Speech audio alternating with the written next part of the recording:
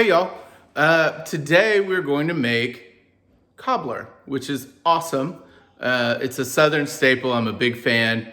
We're gonna do a dark cherry cobbler with an oatmeal crumb topping, which gives it a really great crust and a nice pop of sugar because cherries are a little tart and sweet. So that's gonna make a good balance. I sadly don't have any vanilla ice cream, but if you're making this dish and you can get some vanilla ice cream, that is absolutely what you should eat with it. I'm gonna make a whipped cream, but that's definitely not ice cream, but still good. So, all right, here we go. Let's get started. Okay, so we're gonna get our heat on and we're gonna go medium-high heat to start, okay? And then what we have is frozen whole dark cherries. These have been pitted. That just means the seed has been removed. And that's 2.5 cups, okay? And then we're going to add a 1/2 cup of sugar, and that's just white sugar. And then I'm using cranberry juice. You don't have to use cranberry juice. You could use apple juice or orange juice. I just kind of like the cranberry juice. And you just want enough juice in there to cover the bottom. And I'll zoom you down closer. So see the liquid? We want that liquid there because what that's gonna become when we add in our cornstarch is that like thick syrup that's gonna be super good with our cobbler. So we're just gonna let this go. It's gonna take a minute. I say it's gonna take a minute. It's gonna take a lot of minutes to cook these cherries down, okay? And I always wait to add the cornstarch. You can add it right away, and some recipes call for that. I think you need to be careful because, especially when you're dealing with fresh fruit, you're not quite sure how much liquid is gonna get released by that fruit. So adding your cornstarch right away, you could add too much or too little and kind of really get yourself in a bind. So I wait until this is almost done cooking. I'm then able to look at the liquid content and then add my cornstarch slurry in at that point, okay? So we're gonna let this go, and while that's going, we're gonna hop over here and we're gonna make our crumb topping. In this bowl, we have a 1/2 cup AP flour,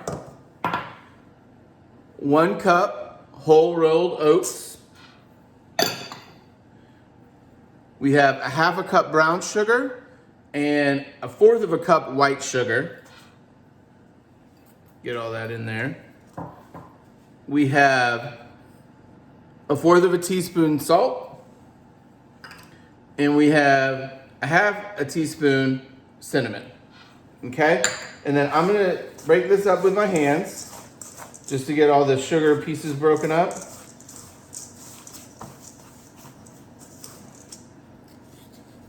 And then if you've ever made our muffins at Blue, if you're in my class and make the muffins, you'll note this is very similar to the topping we put on the blueberry muffins.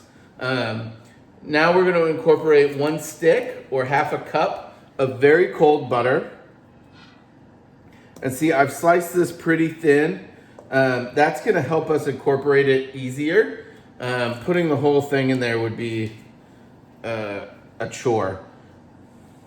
And the coldness of the butter helps it crumb as well, okay? Now, here's the thing. Most people use a fork or they make a dough cutter. I just feel like you can just do this with your hands. Make sure your hands aren't overly hot, and then just get it tossed and broken up. And what you're doing is I'm working this into the flour and the oats. I'm not like crushing it. I mean, technically I am, but I'm not crushing the butter. I'm rubbing it into the flour mixture to create that crumb texture, all right? And then this is just gonna take a minute, so bear with me.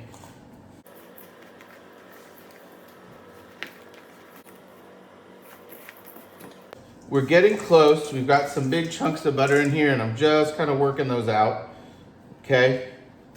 But we don't need it to be like all super tiny. I think the big pieces of butter, as they melt, create for some really tasty crumble on top. So we'll not worry too much about that. Any real big pieces you see, we're just breaking up, working into the flour mixture.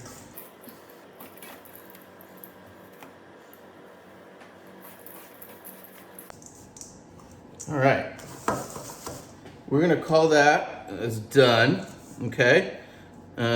Looks good, it smells great. Now, this is just gonna go right back on top of our cobbler mixture once that's done, okay? So you can look here and see that we have quite a bit of liquid out.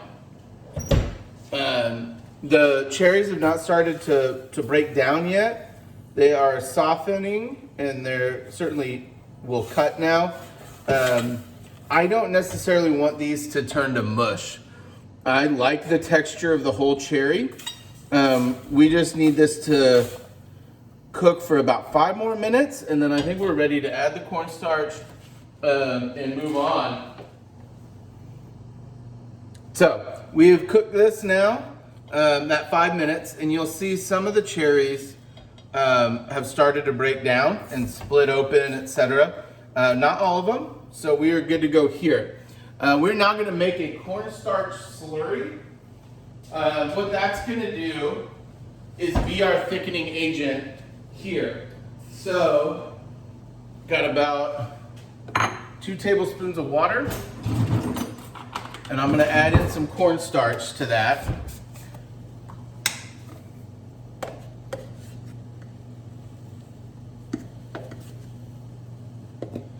And then stir that in.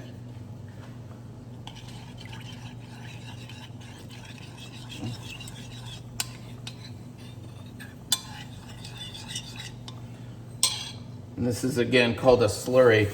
And it's the liquid in here is boiling, and I'm just gonna slowly incorporate this.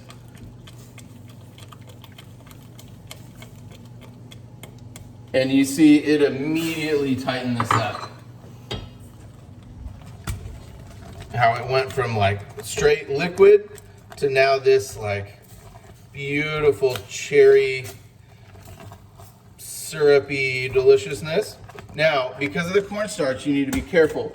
Cornstarch will continue to thicken whatever it's in as long as you are heating it, right? So now, as we're looking at the texture of this, we can decide, hey, I think we need to add more liquid. Hey, I think we need to add more cornstarch, right?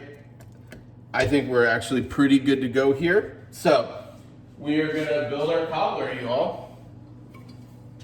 I just have a regular baking dish, all right? Nothing special here. I haven't treated this, so before we get started, what I'm going to do is I'm just gonna take some whole butter, and I'm just gonna rub the sides and the bottom. Okay. So we have the buttered dish. We have our beautiful cherries.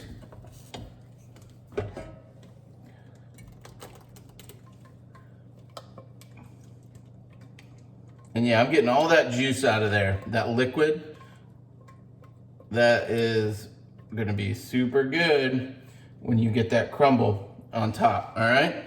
At this point, I'm gonna come back in and I'm just gonna add some butter.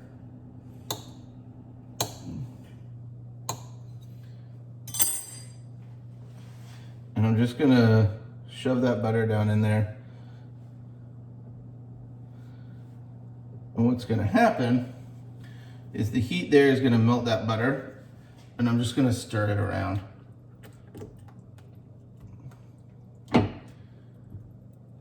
And what I'm doing, the reason this is happening, the reason I'm doing this, is that butter is gonna make this really rich and really decadent, and it's gonna carry this dish, right? Because I said, hey, I'm not gonna have ice cream. I'm just gonna do like a light whipped cream with this. Well, this extra fat in this cherry goodness is gonna really send this dish over the top. So as you see your butter melting here, we're gonna be about ready to crumb top this and get it into a 350-degree oven, and you're gonna cook it for about 20 minutes. What you're looking for is that crust on top, the oats and the sugar and butter, etc., to have melted and become crispy and then golden brown and delicious. GBD is what we call that in the restaurant world.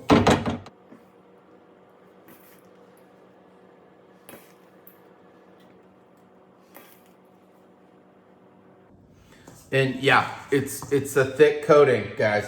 I get that. We may not use all of this just because the recipe, I think, was for a little bit larger of a pan, but we'll use quite a bit of it.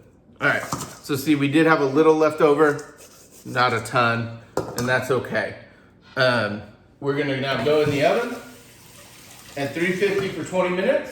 A good thing to note when you're cooking a cobbler like this, I always put a sheet tray underneath that glass pan or whatever you're cooking it in, because I don't want that juice or liquor to fall over and into the bottom of the oven and then burn and smoke and So sheet pan goes in, makes for easy cleanup. So you'll see here, this didn't shrink, the crumb didn't shrink. The liquid just came up and over. So that's normal, and I wouldn't worry about that. After you take this out, let it set for like 20 minutes before you cut into it. So we're gonna skip that portion of this video. Just know that this smells phenomenal and is gonna taste just as good. All right, guys. Thank you very much, and I'll see you next time.